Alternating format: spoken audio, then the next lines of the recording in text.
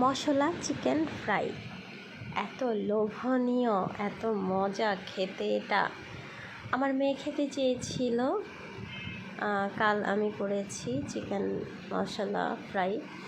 তো আমি কিভাবে করি আমি দেখায় দিচ্ছি। আমি আমার মতো করে করি। এখানে ময়দা, গোলমরিচের গুঁড়া আর লবণ দিয়ে মিক্সড করে রাখছি। এখানে হচ্ছে চিকেনটা আমি 2 ঘন্টার মতো ম্যারিনেট করে রেখে দিয়েছিলাম। সয়া সস, আদা রসুন বাটা, গোলমরিচের গুঁড়া, গরম মশলার গুঁড়া দিয়ে সব দিয়ে মাখায়া তারপরে 2 ঘন্টার জন্য রেখে দিয়েছিলাম ফ্রিজে ম্যারিনেট করে। তারপর হচ্ছে এই যে ময়দা, গোলমরিচের গুঁড়া দিয়ে তারপর লবণ দিয়ে যে মিক্স করছি ওটা দিয়ে কোট করে নিছি। কোট করে নিয়ে তারপরে ভাজছি।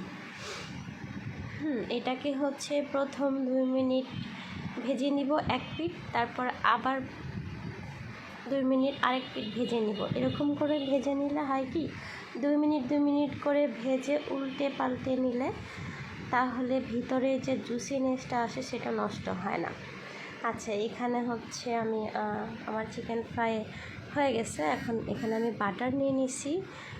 বাটারের সাথে রসুন দিয়ে দিলাম। রসুনটাকে হালকা রোস্ট করব।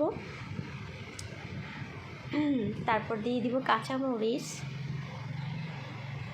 কাঁচামরিচের পরে দিয়ে দিব হলো আমি লবণ অল্প পরিমাণে।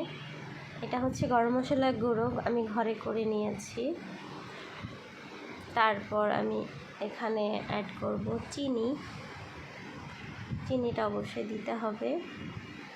এই যে আমি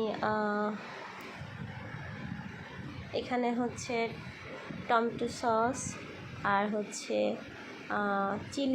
সুইট চিলি সস আর চিনি একসাথে দিয়ে তারপরে কয়েক সেকেন্ড নেড়ে তারপরে আমি চিকেন ফ্রাইগুলো দিয়ে দিছি। এটা এই মশলাটার সাথে চিকেন ফ্রাইটা বেশিক্ষণ চুলায় রাখা যাবে না। 1 থেকে 1.5 মিনিট রাখার পর নামিয়ে নিছি। তাহলে কিন্তু একদম ক্যারামেলের মতো হয়ে যাবে, খেতে ভালো লাগবে না, শক্ত শক্ত হয়ে যাবে। আর এরকম করে নামাইলে মানে খেতে ভালো লাগবে, শক্ত হবে না, প্লাস জুসি একটা ভাব থাকবে, খাইতে ভালো লাগবে। আর এটা পরোটা, ভাত, খিচুড়ি, রুটি সব কিছুর সাথে খাওয়া যায়। আমরা রুটি দিয়ে খেয়েছিলাম। তো এটা খেতে কিন্তু দারুণ। জানি না কার কেমন লাগবে, আমি আমার মতো করে করি। এটা খেতে কিন্তু দারুণ। তো কেমন লাগলো আমার রেসিপিটা অবশ্যই কমেন্টে জানাবেন। তো সবাই ভালো থাকবেন। আসসালামু আলাইকুম।